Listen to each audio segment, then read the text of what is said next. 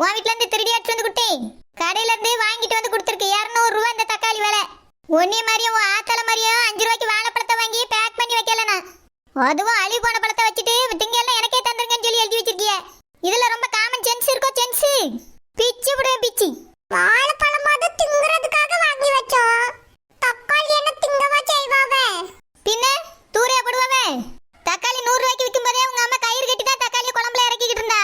இப்ப தக்காளி 200 ரூபாய் விக்குது. உங்க அம்மா தக்காளி வாங்கிட்டு வந்து காமிக்கிறாளா இல்ல தக்காளி கடையில கொண்டு போய் குழம்பு காமிச்சிட்டு வராளா? அதெல்லாம் உங்ககிட்ட சொல்லணும்னு அவசியம் கிடையாது. நாங்க புதுசா ஒரு டெக்னிக் கண்டுபிடிச்சு வச்சிருக்கோம். அப்படி என்ன டெக்னிக்? பையன டெக்னிக்? தக்காளி வாங்காம இருக்க மாதிரி ஏதாவது கண்டுபிடிச்சிருப்பா.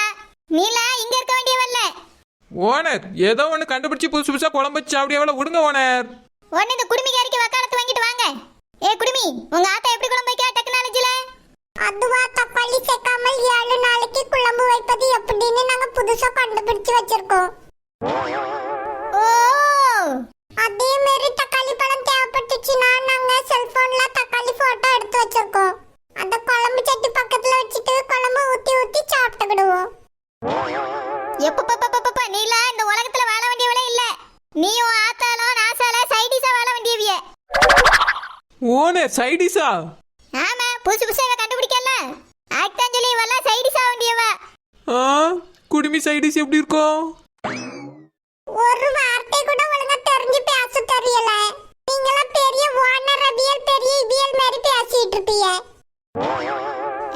குடுமி ரொம்ப பேசுறேன்னு வெச்சிக்க, குடுமி அறுத்து கிப்பிட்டு பேக் பண்ணி கொடுத்து விடுவேன். இதுக்கு தான் இபிய கூட பேசுறதுக்கே நான் விரும்புறது இல்ல. இபிய வரும்போதே நான் இறங்கி போயிருக்கணும். இங்க நின்னதான் நான் தப்பாயி போச்சு. போக வேண்டியதானே, எதுக்கு இங்க நிக்கிறீரு? உங்களை யாருங்க நிக்க சொல்லி கெஞ்சினது? குடுமி ரொம்ப ஓவரத்தா போய்கிட்டு இருக்கா. எப்ப பார்த்தாலும் உங்களுக்கு என் குடுமி மேலதான் ஒரு கண்ணாவே இருக்கு. என்னோட அழகான குடுமியை பார்த்து உங்களுக்கு பொறாம பிடிச்சிருக்கு. ஆமா, அந்த குடுமியை பார்த்து பொறாம பட்டுட்டாலும் வானரி வந்த வேலையை பாருங்க. வானரி ஏதுக்கு அந்த பிள்ளை கூட சண்டை போட்டுட்டு இருக்கியே? பிசாண்டி நீங்க ஒன்னும் வருத்தப்பட்டுக்கிடாதுங்க. இன்னைக்கு உங்களுக்கு பிறந்த நாள்ல இந்த குடுமியை அடிக்கடி என் லைஃப்ல வந்து கிராஸ் பண்ணுது பிசாண்டி. அதுக்கு தான் சொன்னேன், வேற ஒண்ணும் இல்ல. சரி பிசாண்டி, உங்க பிறந்த நாளைக்கு என்ன சாப்பாடு போட்டிருக்கிய? சாப்பாடுல ஏற்பாடு பண்ணல வானரி. சாப்பாடுல அப்படினா என்ன ஏற்பாடு பண்ணிருக்கு? தேநீர் விருந்து ஏற்பாடு பண்ணிருக்கு வானரி. இப்படியே இடது பக்கமா போனியல்னா அந்த முக்கல வச்சு குட்டிட்டு இருப்பாவே. தேநீரும் மிச்சரும் வாங்கி சாப்பிடுங்க. தேநீர் என்ன பெரிய பதார்த்தம் மாதிரி சொல்லிக்கிட்டு தெரியா? அந்த காபி டீ தானே? என் வீட்ல 10 மாடு பால் கறக்குது. என் வீட்ல குடிக்காத காபி டீ அங்க வந்து குடிச்சிட போறேன். தேநீர் விருந்தாம்ல விருந்து. அவ்வியனால என்ன முடியுதோ அதை செஞ்சு வச்சிருக்காவ. அதெல்லாம் நீங்க கேட்கக்கூடாது. ஓஹோ, 10 பட்டுச்சேலை எடுத்து பிறந்த நாள் கொண்டாட முடியும். தேநீர் இடைவேளைன்னு உருவிய போல்க. இதுல கேமராமேனை கூட்டிட்டு வந்து போட்டோ எடுக்கிறது வீடியோ எடுக்கிறதுலாம் பண்ண முடியும். வந்திருக்கைகளுக்கு சோறு போட முடியாது. வானரி, எங்க வீட்ல அடுத்த விசேஷத்துல கண்டிப்பா சோறு போடுவோம் வானரி. இன்னைக்கு இதுதான் எங்களால முடிஞ்சது. தேநீர் விருந்து. ஒழுங்கா காபி டீ இருக்க குடிச்சிட்டு போங்கன்னு சொல்லியிருந்தா நான் போய் குடிச்சிட்டு போயிருப்பேன். இந்த தேநீர் விருந்துன்னு சொல்லிய பத்தி அங்கதான் எனக்கு பத்திக்கிட்டு வருது. பிறந்த நாள் பேபி கிட்ட இப்படியா பேசுறது கோமா? பிறந்த நாள் பேபிங்கிறதுனால தான் இதோட விடுறேன். இல்ல நீ வச்சுக்க, என்ன கேள்விகள் நிறைய மனசுக்குள்ள பொங்கதான் செய்யுது. கேட்க கூடாதுன்னு நிக்கேன். பிசாண்டி அங்கிள் வரல. யாரு கேக்குறிய வானரி?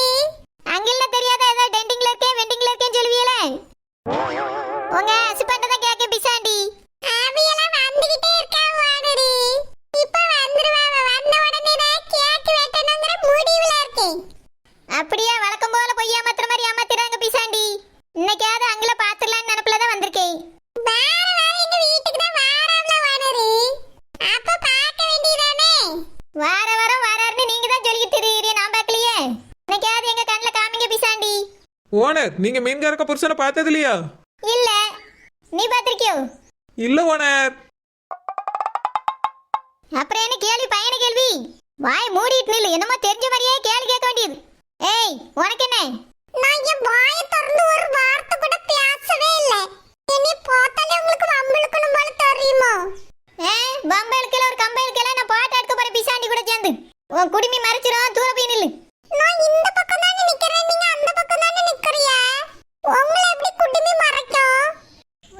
ஓரமா இருந்தாலும் குடுமியோட கதிர்வீச்சுங்க அடிக்குது. அதனால பாட்டால தெளிவா தெரியாது. போ ஓனர் உங்க கூட சேர்ந்து நாங்களும் போட்டோ எடுக்க தான் நிக்க ஓனர், எடுங்க. அப்ப போக மாட்டியே? பிசாண்டி கூட நான் தனியா நின்று ஒரு போட்டோ எடுக்கலாம்னு ஆசைப்பட்டுட்டு வந்தேன். வானரி எல்லாரும் எடுக்கல, நில்லுங்க வானரி. சரி பிசாண்டி, நீங்க சொன்னா சரிதான். தம்பி போட்டோக்கார தம்பி, கொஞ்சம் நல்ல போட்டோ எடுங்க. கதிர் வச்சு எதுவும் இனி தாக்கிராம பார்த்து எடுங்க தம்பி. இவளுக்கு நீ இழுக்கலனா இருக்கவே முடியாது.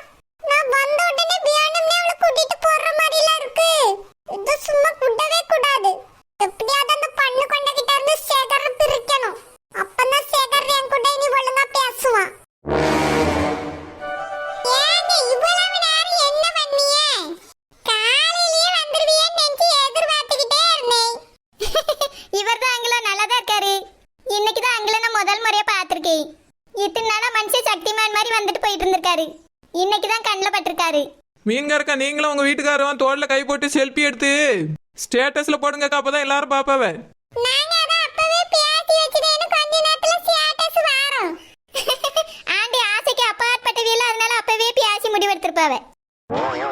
வெள்ளையம்மா, உனக்காக தான் இந்த கிஃப்ட் வாங்கிட்டு வரதுக்கு கொஞ்சம் நேரம் ஆயிட்டு.